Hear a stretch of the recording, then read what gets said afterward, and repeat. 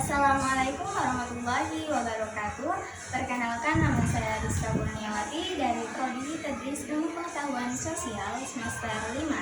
Di sini saya akan mengumpulkan tugas berupa video pada mata kuliah Teori Sosial Budaya. Pembahasan kali ini yaitu tentang teori historical materialis oleh filsuf Karl Marx. Sebelumnya, yang saya hormati Rektor Universitas Islam Zainul Hasan Genggon, Dr. Abdul Aziz Sohab BAMAD, yang saya hormati Dekan Fakultas Tadris Umum yakni Ibu Wahyu Lestari MPD, dan yang saya hormati Kepala Prodi Tadris Ilmu Pengetahuan Sosial yakni Bapak Babul Bahudin MPD, dan yang saya hormati dosen pembimbing mata kuliah Teori Sosial Budaya yakni Bapak Babul Bahudin MPD, serta saya ucapkan terima kasih kepada kedua orang tua saya yang sudah mensupport saya hingga sampai saat ini, dan tak lupa pula teman-teman seperjuangan Tadris Ilmu Pengetahuan Sosial angkatan 2022. Baik, langsung saja. Di sini saya akan memaparkan materi tentang teori historical materialis oleh Karl Marx. Karl Marx adalah seorang filsuf dari Jerman, yang mana ia lahir pada tanggal 5 Mei 1818 di Trier, Jerman. Karl Marx adalah seorang filsuf, ekonom, sejarawan, sosiolog, jurnalis, dan sosialis, dan juga merupakan seorang filsuf revolusioner dari Jerman. Kemudian ia meninggal pada tanggal 14 Maret 1883 di London.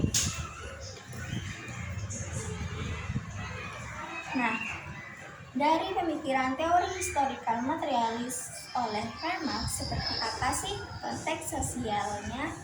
Latar belakang dari munculnya teori historical materialis oleh Karl Marx ini, lahirnya teori historical materialis ini diawali dari proses research yang dilakukan oleh Karl Marx pada perkembangan industrialisasi yang diawali di Inggris.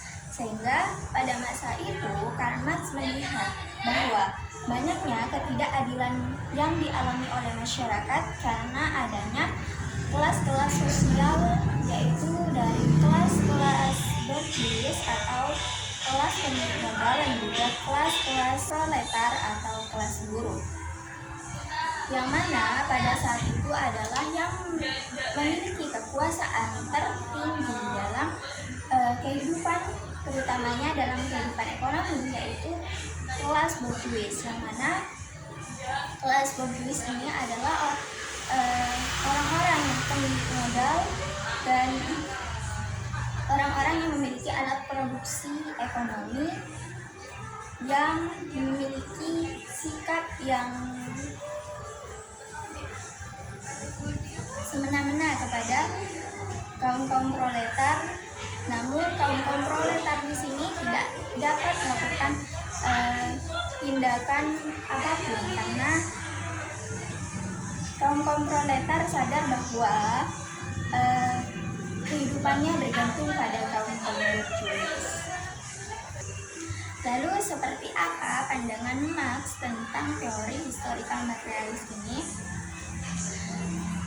Ia menyatakan bahwa dasar dari motivasi perilaku manusia bersumber pada materi atau ekonomi yang berkaitan dengan produksi. Nah, pada masa itu, pada masa abad ke-18 sampai 19, masyarakat pada masa itu menganggap bahwa faktor terpenting untuk perkembangan kemajuan ekonomi yaitu alat-alat produksi.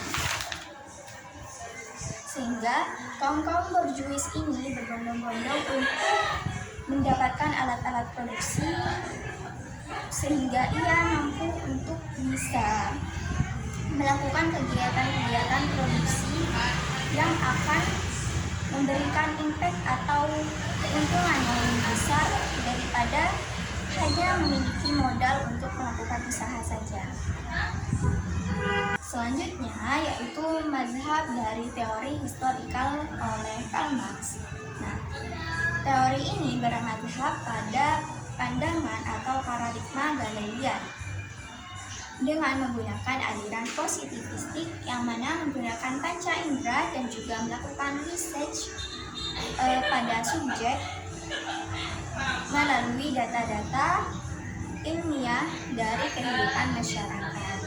Unit kajian dari teori historikal materialis ini adalah masyarakat itu sendiri.